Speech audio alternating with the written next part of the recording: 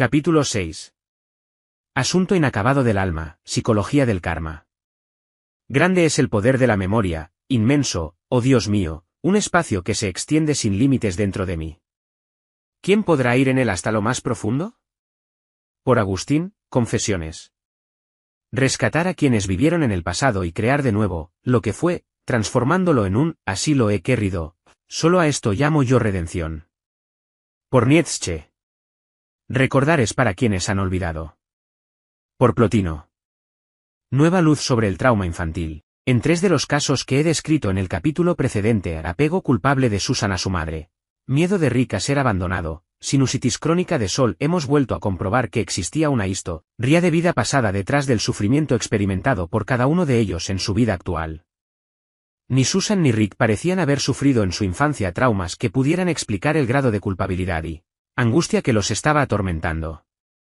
Sol, es cierto, sacó a flote el recuerdo infantil de un campamento de verano, recuerdo de su vida presente que se relacionaba con su problema nasal, pero de hecho existía, vinculado a este mismo problema, otro estrato más profundo que procedía de sus visiones de una vida en tiempos de Cristo. Desde luego, un muestrario tan reducido de casos es muy poco significativo desde el punto de vista de la investigación, pero los he citado porque representan centenares de otros casos que figuran en mis propios ficheros.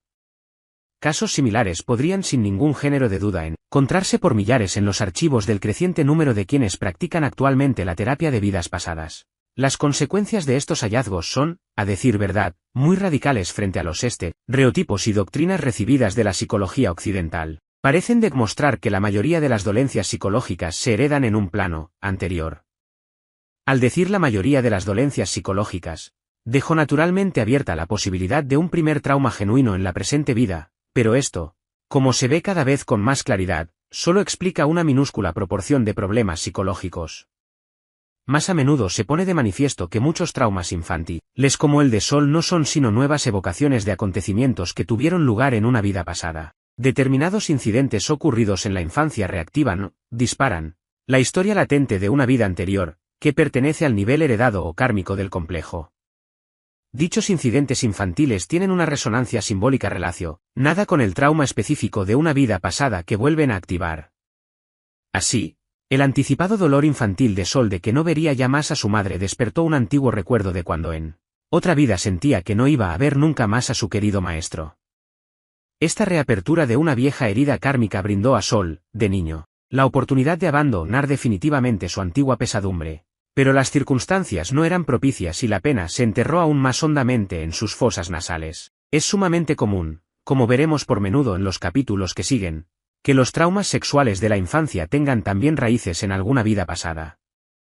No pocas veces he comprobado que la exploración terapéutica de un episodio infantil de violencia sexual en esta vida despertaba de pronto recuerdos de vivencias desdichadas en alguna vida precedente, casos de prostitución infantil, desfloración ritual, incesto entre hermano y hermana o padre e hija, violación de niños, etc., en contextos diversísimos, desde el propio hogar hasta el campo de batalla.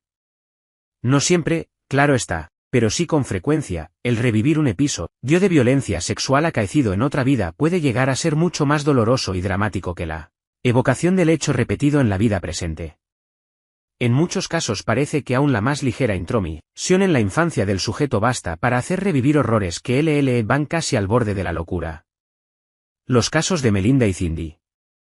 Melinda había ya consultado a varios terapeutas sobre su incapacidad para establecer relaciones íntimas con hombres y su frigidez casi total en los contactos sexuales. Por algún tiempo mantuvo una relación lesbiana que le ayudó un poco, ya que en su amante buscaba más una compañía afectiva que el puro contacto físico. Pero el problema de fondo seguía intacto. Me puso al corriente de un claro recuerdo de provocación sexual a la edad de 11 años. Un muchacho de 12, vecino suyo, la había persuadido a ir con él a un garaje abandonado y allí le había acariciado los genitales, aunque no intentó penetrarla. Me contó esta historia en un tono frío y despreocupado, pero mientras lo hacía se le notaba cierta tensión. Al parecer había ya hablado de este suceso con muchos terapeutas, y pese a haber desahogado ya su furia repetidas veces con almohadas y colchones, parte de su persona conservaba todavía una ira por decirlo así, inacabada. Cuando la invité a tenderse en el diván para revivir el acontecimiento, su tensión se hizo más pronunciada. No quiero hacer esto, dice con creciente cólera en su voz. Tiéndase de todos modos, insisto con delicadeza, y vaya repitiendo esa frase refiriéndola a quien quiera. Con los ojos cerrados se pone a recitar el siguiente monólogo sin otra intervención mía que la de inducirla a repetir ciertas palabras y a exagerar su postura corporal. No quiero hacer esto. No quiero. No me obligue, no me obligue. No. No. No. Me está haciendo daño. Váyase. Comienza a dar puntapiés y a mover espasmódicamente la cabeza de un lado a otro mientras prosigue, retorciéndose, fuera. Fuera. No, no me obligue. Continúa así un buen rato, su cuerpo va poniéndose más tenso y su resentimiento haciéndose más pronunciado. Me imagino que está volviendo a experimentar el incidente ocurrido en su infancia. Pero de pronto sus palabras indican que ha pasado a revivir una vida anterior. Me están violando. Me están violando, socorro. Socorro. Socorro. Son 6 o 7. Soldados. Estoy en un establo. Me han atado los brazos. Es en Rusia. Soy una campesina de 11 o 12 años. Dios mío, es horrible. No paran. No quiero hacerlo. No quiero estar aquí. Déjenme en paz. No voy a sentirlo, no lo sentiré. Haré como si no sintiera nada. La zona de su pelvis se pone rígida, lo mismo que sus piernas, y su cabeza sigue moviéndose de un lado a otro. Le sugiero que deje hablar a esas partes de su cuerpo para que expresen lo que les sucede. No voy a sentir esto. Nunca os dejaré notar que siento el menor gusto, pelvis y genitales. No me toquéis. Fuera. Os voy a matar. Os odio. Os odio. Os echaré a patadas. Piernas. No voy a verlo. No está pasando nada, cabeza. Por algún tiempo vamos abriéndonos paso a través de esa terrible escena, la invito a que siga pateando, a que deje a sus genitales expresar exactamente lo que sienten y a su cabeza ver lo que pasa y tratar de entenderlo. Continúa pues el pataleo, el lloro, la rabia y una espantosa confusión, mientras sus genitales expresan una mezcla de placer y dolor. Poco a poco, al paso que estas sensaciones y movimientos van surgiendo de su cuerpo, parece experimentar un gran desahogo y la tensión se hace cada vez menos perceptible hasta que todo ello culmina en un intenso estallido de sollozos y movimientos espasmódicos de la pelvis. De repente, no está ya con los soldados. Estoy en ese garaje. No quiero que me toque. No quiero hacerlo. No me obligues. Me quedo fría, pero él no me hace daño. Es muy cariñoso, pero mis muslos se ponen rígidos y es como si yo no estuviera realmente allí. Le digo que respire a fondo y vea la semejanza que hay con la mera escena de violación. Así. Dice. Mi cuerpo se acordaba de algo más. Ha sido como una visión retrospectiva, como una pesadilla, pero yo no quería verlo. Al repasar las dos historias y darse ahora a sí misma permiso para verlas tal como sucedieron, Melinda cae espontáneamente en la cuenta de muchísimas cosas. De cómo solo el ser tocada la llevaba a una especie de frigidez, de ausencia en el acto sexual, y cómo le venían siempre fantasías de querer echar a patadas al hombre que se le acercaba, etc. En una sesión posterior salieron a flote más detalles de la historia de la jovencita rusa, cómo había quedado embarazada, criado a su hijo, un niño, ella sola, y cómo también había evitado en adelante todo contacto con hombres, muriendo muy joven de una enfermedad que la consumió prematuramente.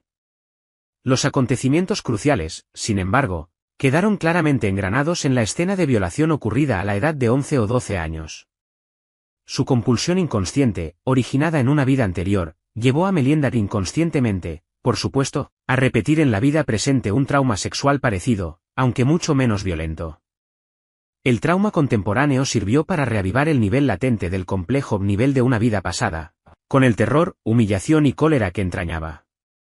Mi segundo ejemplo, Cindy, llevaba ya bastante tiempo sometiendo a diversas terapias para tratar de resolver problemas de profunda ansia emocional mezclada con el temor al rechazo. Era tal su anhelo de un amor fiable, decía, que se sentía como devorada por dentro, y al decirlo apuntaba con un gesto a su vientre. La atormentaba también una horrible pesadilla de su infancia, unos ojos y dientes que centellean, van en la oscuridad de un rincón de su aposento. En la entrevista que tuve con ella, ambos problemas parecían no guardar relación entre sí, pero la inquietaban por igual. Un terapeuta bien intencionado le había sugerido que imaginara un monstruo en la oscuridad y tratara luego de hacerse amiga de él, pero este truco no logró desembarazarla de su terror residual. Partiendo de la hipótesis de que tales terrores nocturnos de la época infantil podían muy bien ser eco de alguna vida pasada, invité a Cindy a intentar ponerse otra vez en aquella situación y revivir las terroríficas noches de antaño. Estoy de pie en mi cuna, agarrada a la barandilla. Hay unos horribles ojos amarillos en el rincón, que parecen dientes. Mamá. Mamá. Ayúdame. Ayúdame.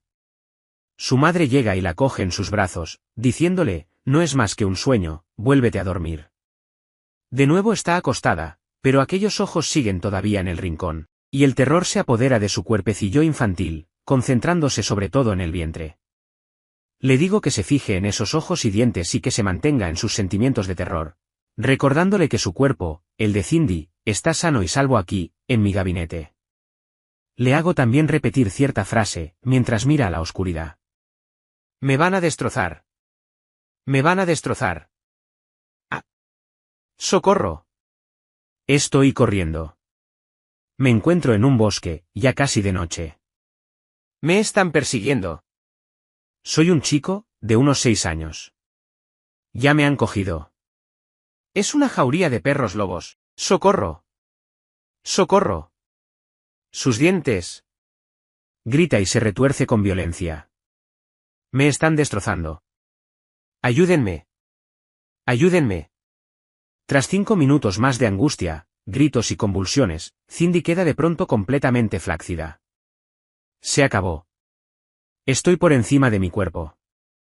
Ellos, los perros lobos, lo están devorando. Uf. Me han desgarrado los intestinos, el cuello, el pecho. Es horrible. Pero yo ya estoy muerto, no siento nada. Cindy llora por algún tiempo, mientras la invito a que respire hondo y se quite de encima el trauma. En lo posible, sobre todo lo que tiene alojado en el vientre. Se da entonces cuenta de que ahí es donde siempre ha llevado el terror de su recuerdo. Oriento a continuación su memoria hacia la vida de aquel muchachito hasta el episodio que acá vea de relatarme. Era el hijo de una campesina que servía en la morada de un señor feudal de costumbres particularmente brutales. En un impulso cruel, el señor y sus hordas habían escogido en cierta ocasión una víctima humana para su carecía, el niño en cuestión, a quien habían soltado en el bosque. Aunque la madre no fue capaz de impedirlo, el niño se sintió hondamente traicionado por ella y por su amo. La incapacidad de la madre de Cindy para liberar a esta última de sus terrores nocturnos no hizo, por desgracia, sino reavivar una antigua y profunda herida con resabios de traición, herida que había ido ganando terreno en su vida adulta, concentrándose simbólicamente en su estómago, como ansia de confianza y protección que no dejaba de roerla. Compulsión de repetición. Un complejo surge, escribía Jung, cuando hemos experimentado una derrota en la vida.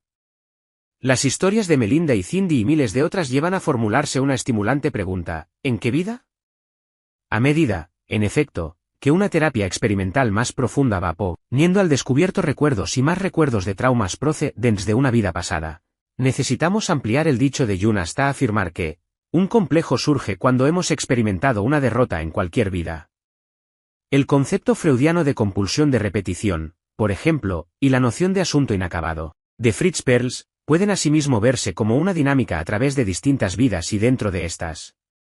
Es como si cada uno de nosotros hubiera nacido con una porción de asunto inacabado, de la humanidad en general, que tenemos la responsabilidad personal y kármica de completar de alguna manera.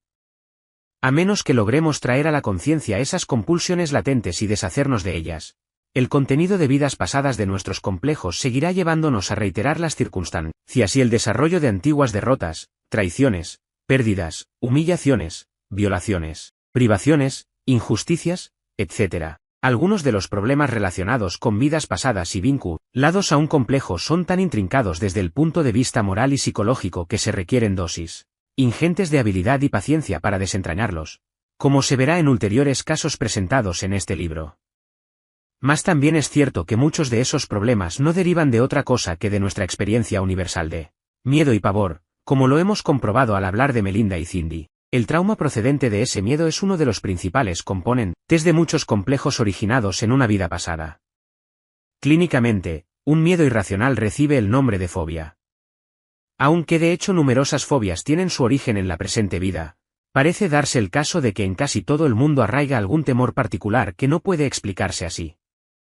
Ya se trate de un miedo irracional a las arañas o cualquier tipo de animal salvaje, al fuego, el agua, las alturas, las muchedumbres, cuchillos, máquinas, lugares oscuros, etc. Constantemente me he percatado de que tras ese sentimiento se ocultaba alguna historia específica y detallada de traumas adquiridos en otra existencia.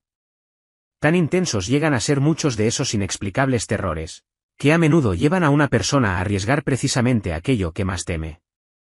Es como si tales personas intentaran curarse de un mal, atrayéndolo hacia sí mismas. Tuve, por ejemplo, entre mis pacientes a un alcohólico dominado por el terror de morir ahogado. No obstante, este hombre acostumbra a practicar el deporte de la vela en alta mar, en otras ocasiones. Se ataba a una baliza en plena tempestad, dejándose así azotar por las olas. ¿Estaría tratando inconscientemente de revivir alguna vieja historia? Sus vidas pasadas revelaron, en efecto, múltiples episodios de muerte por ahogamiento. En una de ellas, en particular, había sido un bucanero que hizo brutalmente arrojar al agua a toda una tripulación de marinos capturados. En este caso, su fobia aparecía exacerbada por un sentimiento de culpabilidad. Un colega me contó también la historia de un adolescente que tenía miedo al fuego y, a pesar de esto, solía hacer una gran hoguera en la chimenea de su casa y contemplar fascinado las llamas. Una vez, en trance, vio a sus padres junto con él mismo quemados como herejes en el siglo XVI. En mis propios ficheros tengo coleccionados incontables casos de fobia que igualmente revelan su origen en vidas anteriores. El terror a las fieras o animales salvajes suele ser eco de recuerdos de haber perecido en algún circo romano o en medio de tribus primitivas. Las personas que lo padecen provocan inconscientemente la agresión de ciertos animales con los que se topan. Hay quienes recuerdan muertes por picaduras o mordeduras de insectos venenosos, arañas, serpientes, tiburones, etc. El terror a las alturas evoca imágenes de haber sido precipitado en algún abismo, de aviadores muertos en guerras recientes o simplemente de víctimas de un accidente aéreo.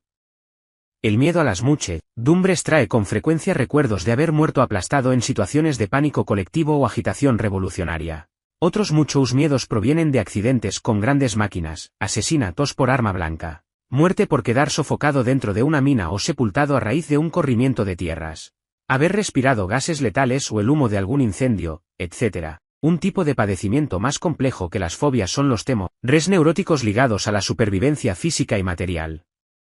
Ciertos desórdenes en el comer, como la anorexia y la bulimia, reflejan no pocas veces antiguas historias de hambre debida a malas cosechas, carestía o enfermedad. Niños recién nacidos aquejados de cólicos pudieran muy bien estar reviviendo inconsciente y somáticamente viejos tiempos, de hambre demasiado intensa como para asimilar alimentos. Algunos casos evocan recuerdos de vidas tribales en las que mujeres, niños y ancianos eran abandonados en la nieve o el desierto para morir allí de hambre. Otras historias se refieren a presidios, campos de concentración o calabozos donde la disentería o el hambre hacían estragos, dejando tendencias a trastornos orgánicos de la función digestiva. Muchos clientes con dificultades económicas acompañadas de síntomas de depresión desentierran del inconsciente retazos de vidas en que se ven como mendigos, huérfanos o cualquier otra especie de parrías marginados por la sociedad humana. Cuando de continuo nos acucian tales temores relativos a la seguridad material, fácilmente nos encontramos o reviviéndolos, sin empleo, endeudados, gastando sin medida, o compensándolos de manera obsesiva mediante una exagerada acumulación de alimentos, roho hasta grasa en nuestra cintura. En semejantes casos suele haber un pensamiento subyacente: nunca volveré a pasar escasez. A decir verdad, si existe, originado en vidas anteriores, un complejo colectivo que muchos norteamericanos parecen compartir, es el del temor a pasar hambre. En ningún país del mundo hay tanta abundancia y en ninguno tampoco tantos supermercados, establecimientos de fast food, etc. abiertos las 24 horas del día. No cabe duda que ha de verse aquí un residuo ancestral procedente, sobre todo, de las hambres antaño padecidas por Europa y de la depresión de los años 20. Pero cada vez más están también aflorando a la superficie de la conciencia episodios de hambre durante la Segunda Guerra Mundial, en casos contemporáneos de anorexia y otros trastornos en el comer, siendo así que quienes los sufren no tienen ningún vínculo biológico con la guerra. Una de las épocas de la vida en que esta compulsión de repetición parece darse con más fuerza, según mis observaciones, es la adolescencia, sobre todo entre muchos que no han llegado aún a los 20 años. Su comportamiento a menudo temerario, ya se trate de conducir en estado de embriaguez, abusar de las drogas, jugar con armas o comprometerse en expediciones peligrosas, refleja siempre un inconsciente deseo de flirtear con la muerte. Aunque yo he trabajado relativamente poco con adolescentes, los que he tratado solían muchas veces evocar amargos recuerdos de vidas pasadas donde se veían muriendo jóvenes, y sin gloria en el campo de batalla, o ya mayores sin haber acabado como si dijéramos su iniciación en la vida adulta. Así, o están ahora reiterando inconscientemente esas muertes sin lustre, con la honda actitud residual del «¿qué más da?», nacida de su desesperación y desconfianza, o tratando, también inconscientemente, de hacer alardes ante los adultos, a quienes defraudaron en otras existencias. A veces el trauma mismo de verse envuelto en un accidente actual que cuesta la vida a un amigo íntimo puede traer vagamente a la conciencia viejos recuerdos capaces de cambiar ciertas cosas, pero más a menudo los antiguos episodios bélicos se limitarán a repercutir violentamente en el fondo de la conciencia hasta que pasa el torbellino de esos años jóvenes, con un suspiro de alivio por parte de padres y otros observadores. Mas no solo los adolescentes exteriorizan tales reminiscencias bajo el influjo inconsciente de las compulsiones de una vida pasada. Muchos adultos se ven también impelidos a ciertos tipos de comportamiento o cambios en su vida ordinaria por los residuos de asuntos inacabados en una vida anterior. Un hombre o mujer de edad madura puede de pronto encontrarse militando por una causa política, cuando hasta ese momento había mostrado escaso o ningún interés por la política. Lo que aquí ha activado el inconsciente es un recuerdo de haber muerto en otras existencias más o menos a esa edad, sin haber sido capaz de combatir con éxito la opresión política. Un cliente, por ejemplo, recordó haber tomado parte activa en las manifestaciones por la libertad, con gran despliegue de autobuses, que tuvieron lugar en el sur de Estados Unidos allá por los años 60. Cayó en la cuenta del sentido que esto tenía para él cuando revivió una existencia anterior como cruel propietario de esclavos en el siglo XIX. Otro cliente, una mujer, recordó haber estado al frente de una tribu y morir, con un intenso sentimiento de tristeza y culpabilidad, sin haber logrado encontrar alimentos para su pueblo durante la época de hambre. En su vida presente esta mujer se veía obsesivamente preocupada por los precios de los comestibles y, en general, por toda cuestión de orden económico. Otro curioso aspecto de las compulsiones procedentes de vidas pasadas se refiere a migraciones y grandes desplazamientos. La historia está llena de traslados en masas, travesías de océanos y desiertos, colonizaciones o hasta exilios involuntarios. Mucho de esto ha dejado profundas huellas en la psique.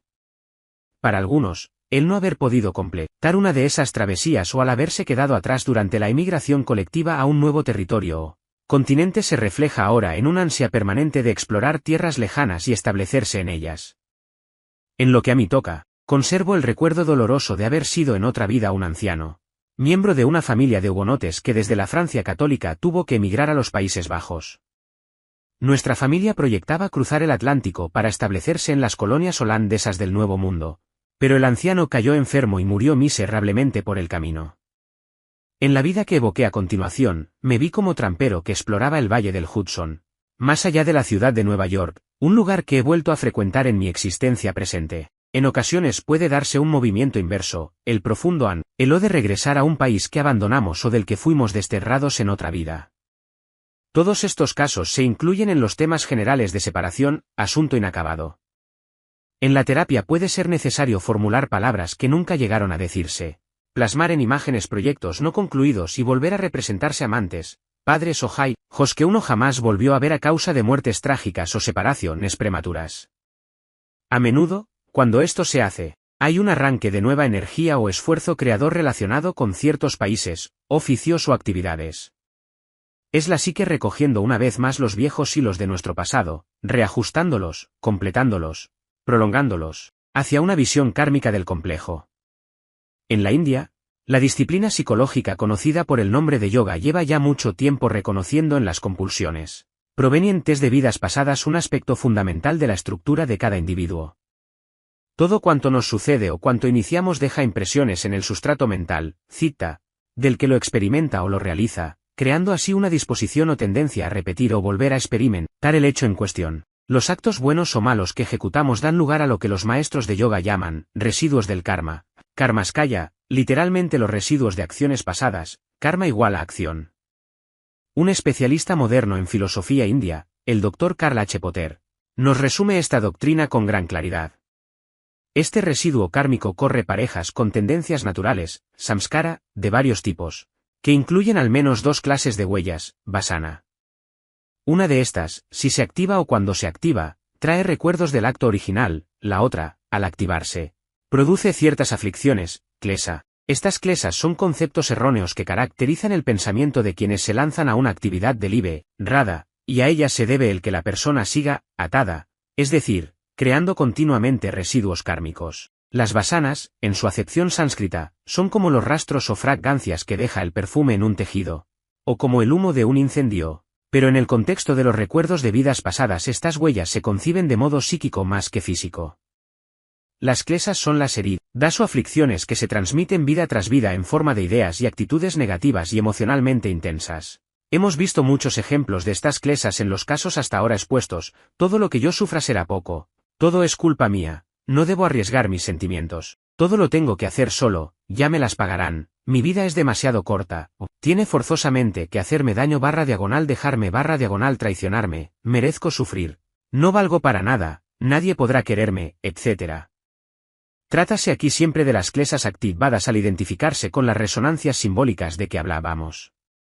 Por supuesto, otras muchas psicoterapias han identificado también ese tipo de pensamientos, llamándolos leyes negativas, estructuras modelo, guiones existenciales, mitos dominantes, etc. Pero lo que no se ha dicho hasta hace muy poco es que tales historias o guiones se heredan de hecho al nacer, como parte de nuestra estructura psíquica.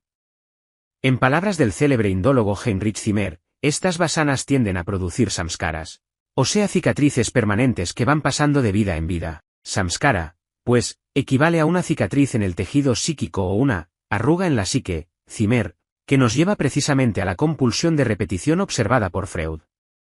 Vida tras vida repetimos nuestros yerros pasados. Una y otra vez nos atraen amantes y esposos que nos dañan y traicionan, o nos vemos con jefes y sobre todo padres que nos oprimen y tiranizan. O contraemos enfermedades y experimentamos dolores que otros cuerpos sufrieron ya antes.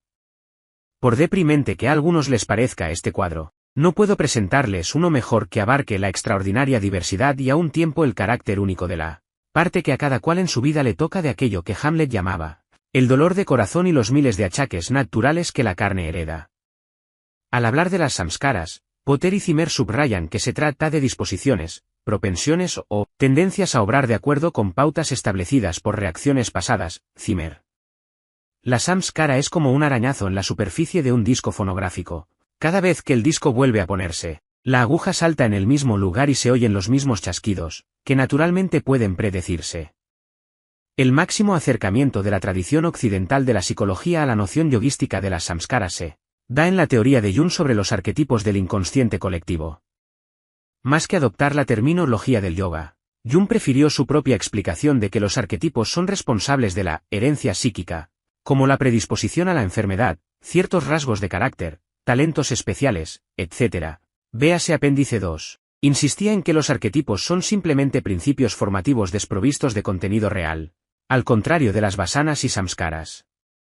Un arquetipo, escribía Jung, es como un torrente por el que el agua de la vida ha venido discurriendo durante siglos, horadando un hondo cauce para sí misma. A la muerte de Jung, en 1961, tanto el mundo de la psicología profesional como el gran público en Occidente seguían escépticos frente al concepto de vidas pasadas y reencarnación, cuando no hostiles al mismo. El caso de Brady Murphy pareció haber quedado definitivamente demolido en los últimos años 50, y las interpretaciones de Edgar Cayce no eran todavía conocidas sino por un número muy reducido de lectores. Hoy, como lo demuestran ampliamente las encuestas de Gallup, los debates televisivos y muchos artículos de revistas, el ambiente en torno al problema de la reencarnación y las vidas pasadas ha cambiado de manera notable. Hay en la actualidad miles de historias de vidas anteriores acumuladas en los ficheros de terapeutas e investigadores tanto europeos como norteamericanos y sudamericanos. En cuanto a los recuerdos prenatales, disponemos hoy de la obra, internacionalmente conocida, del Dr. Thomas Berney. Este investigador ha reunido y ordenado los hallazgos de muchos especialistas de todo el mundo que han demostrado experimentalmente la existencia in utero de modelos, ya impresos en la conciencia fetal. El importante libro de Bernie, The Secret Life of the Unborn Child, resume y sintetiza a muchos de esos hallazgos.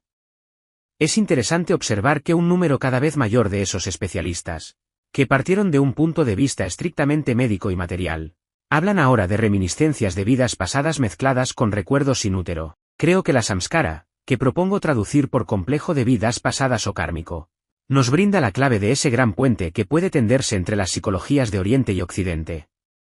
Desde el punto de vista conceptual, un complejo kármico se sitúa a medio camino entre un arquetipo, que no deja huellas personales en la memoria, y un complejo propiamente dicho, que deriva directamente de la experiencia personal en esta vida.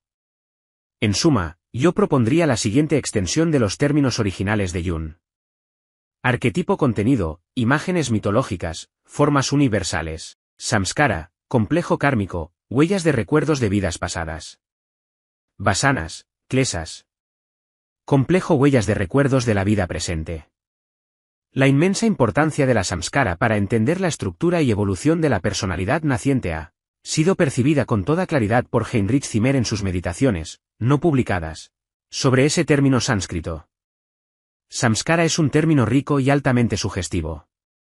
Sus connotaciones se agrupan en torno a un concepto de lo trabajado, cultivado, modelado. Pero esto, en el caso del individuo, es la personalidad, con sus propios adornos, cicatrices y otras singularidades, que durante años, o más bien vidas, ha ido poco a poco elaborándose, con nuestra típica parcialidad a favor de las causas materiales más que espirituales. El Occidente ha aceptado hace ya mucho la herencia genética de los rasgos físicos y temperamentales, pero le falta el refinamiento de la psicología oriental. Desconfiando como lo hacemos de los excesos del reencarnacionismo, hemos descartado la noción de herencia psíquica, por no hablar de las pretensiones de la astrología donde no vemos más que arbitrarias necedades. Parece, no obstante, como si ahora las cosas estuvieran cambiando. Cada vez más se pone de relieve que todos los grandes complejos que estructuran nuestra vida y determinan nuestras interacciones personales están ya presentes en el momento de nacer y aún antes. Trajes, decorado y escenario podrán ser distintos en nuestra existencia actual, pero ello no impide que estemos representando un papel vagamente conocido, algún antiguo e inacabado juego de pasión, al que nos empujan ahora los arquetipos y nuestros complejos kármicos. Pero una vez que hacemos aflorar esto a la conciencia descubrimos que no necesitamos ya seguir atados a la compulsión inconsciente de las samskaras, sino que por fin podemos ser los auténticos dueños de nuestro destino. Lo que Nietzsche deseaba, así lo he querido, está a nuestro alcance, gracias a la conciencia de nuestras vidas pasadas. Vergüenza residual, el caso de Leonard.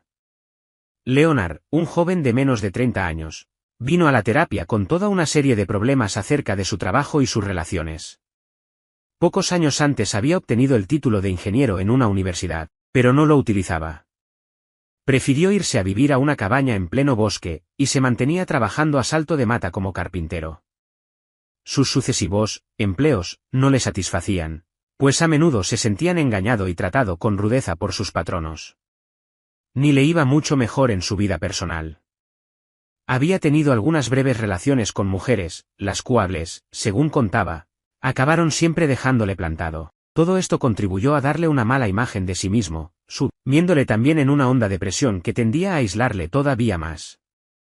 Se encontraba en uno de esos círculos viciosos donde lo negativo se engendra y sustenta de por sí, un abismo de desaliento donde la persona parece hundirse cada vez más cuanto mayores son sus esfuerzos para salir de él. Mientras oía su historia, me llamó la atención el carácter general de su aislamiento de todo tipo de colectividad y su odio a formar parte de cualquier grupo o asociación. Habiendo ya practicado la psicoterapia durante algunos años en una ciudad universitaria, estaba yo acostumbrado a trabajar con jóvenes que, recién salidos del confort regazo de su alma mater, rehuían ser iniciados en el no tan cómodo mundo real del trabajo y la responsabilidad de la vida adulta. Pero las reacciones de Leonard eran aún mucho más fuertes. Rezumaba resentimiento y amargura frente a una sociedad que, a su modo de ver, no le había proporcionado una carrera tan brillante como instantánea ni le había hecho encontrar de inmediato la compañera perfecta. Claramente era perder el tiempo indicarle que la mayoría de los contemporáneos de su misma generación se encontraban en idéntico trance, luchando por salir adelante con empleos provisionales y enredados en precarias relaciones amorosas. La desesperación de Leonard sobre su puesto en el mundo parecía venirle de algo más que de sus circunstancias inmediatas. Pero no sabía yo exactamente de qué. Siempre que hay un sentimiento intenso, el enfoque más útil, según mi experiencia, consiste simplemente en exagerarlo para que él llegue a expresarse por completo. Hice, pues, que Leonard se tendiera en el diván con los ojos cerrados y le pedí que respirara a fondo, como suspirando. Déjate llevar de veras por tu tristeza y amargura, le dije. A ver a dónde te conducen. Lo hace así un buen rato, mientras jadea, mueve con brusquedad la cabeza de un lado a otro y aprieta los puños. De pronto rompe a hablar. No es justo, no es justo. ¿Por qué me has hecho eso? Le animo a que diga el nombre de la persona en cuestión, y lo pronuncia, Sara. Es la última amiga que ha tenido. No está bien, Sara. ¿Por qué me has hecho eso? Yo te quería y tú me has engañado. Yo no te interesaba en absoluto. ¿Por qué lo has hecho? ¿Por qué? ¿Por qué? Le pido que siga repitiendo esas frases, dejando que lo imbullan para ver si sale algo a la superficie. ¿Por qué lo has hecho? Y delante de todos. Me pusiste en ridículo. ¿Qué voy a hacer ahora? ¿Qué sucede?, le pregunto, alertado por la frase, delante de todos. Ya no es Sara. Es esa mujer del barco. Un barco grande, como los vapores que cruzan el Mississippi. Está muy bien vestida, como para recibir al público. ¿Por qué lo has hecho? Me has engañado. Yo no te interesaba nada. Me has puesto en ridículo. Comienzan a brotarle a Leonard las lágrimas, y sus puños siguen apretados. Todo su rostro es una mueca de dolor y cólera. El sufrimiento de haber sido rechazado por Sara en la presente vida ha hecho que empiece a aflorar el nivel kármico del complejo.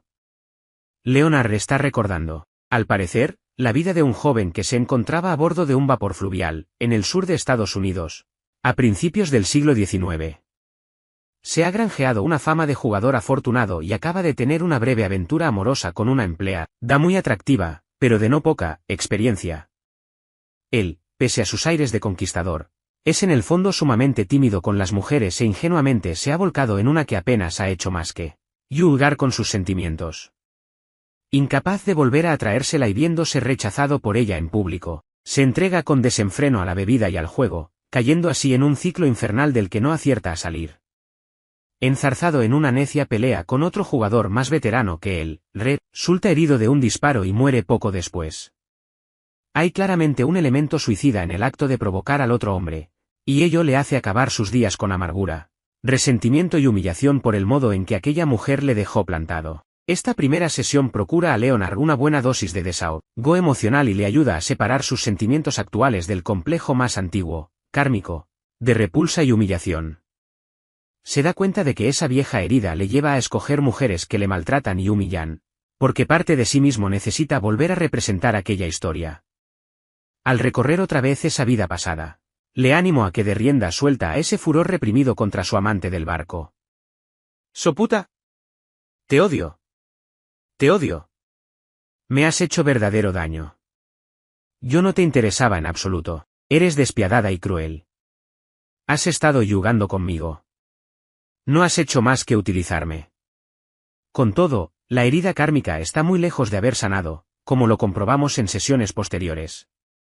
La vida correspondiente al episodio del buque resulta ser una de las muchas existencias en que la fatal compulsión de repetición ha producido rechazo tras rechazo, con el arraigo de la inconsciente idea negativa o kelsa de que, las mujeres siempre me harán daño / me abandonarán.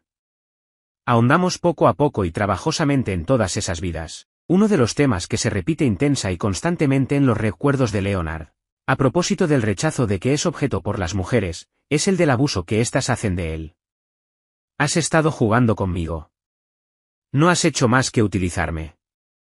Estas palabras son dichas con un dejo especial de amargura, por lo que en otra sesión, siguiendo el principio de la resonancia simbólica, pido a Leonard que trate de encontrarse en la vida en que ese abuso sucedió por primera vez. Ahora las consabidas frases sirven para concentrar toda la amargura y resentimiento que parecía estar en el fondo de esa samskara tan arraigada o ese complejo kármico.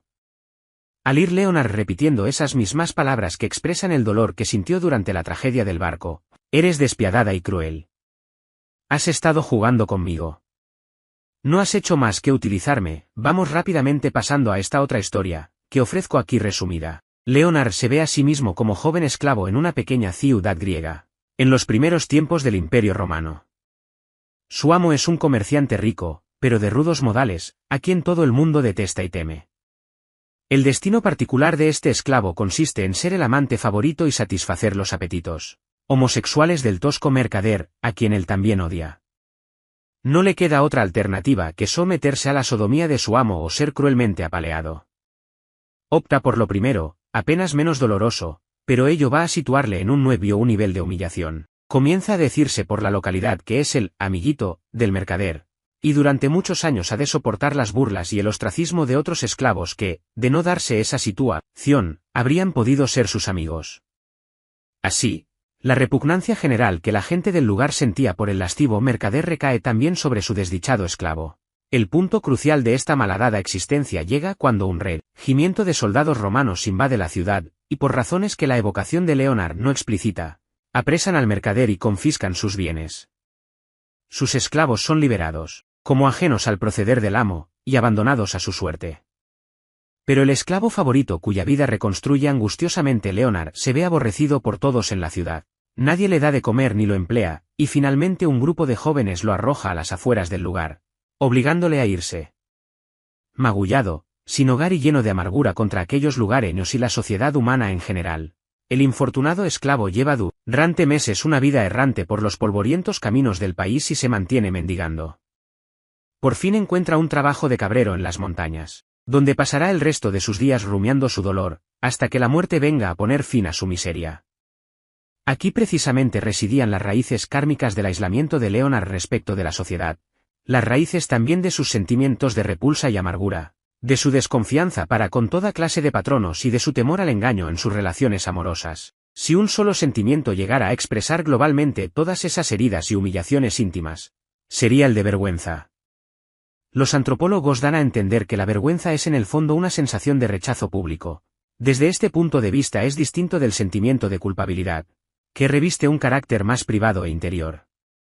Podemos sentirnos culpables estando a solas, pero la vergüenza requiere de ordinario la presencia y desaprobación de toda nuestra sociedad o de nuestros iguales. La Grecia antigua era indudablemente una cultura más propensa a fomentar sentimientos de vergüenza que de culpabilidad, y por eso el modo público en que Leonard, como esclavo, daba haber sido rechazado por los suyos, en razón de su conducta sexual, había hecho profunda mella en su conciencia. A la luz de estas evocaciones de antaño, la compulsión que había llevado a Leonard a vivir en una choza en los bosques parecía muy comprensible, lo mismo que su depresión e ineptitud para insertarse en cualquier colectividad. La sesión que acabamos de comentar fue en extremo saludable para Leonard. Le resultaban ya obvios los lazos existentes entre su vida actual y aquella historia. Era como si su psique se hubiera de pronto liberado de un enorme peso. Comenzó, como suele decirse, a cobrar ánimos. Siguió adelante con la terapia y exploró otros aspectos también relacionados con vidas pasadas.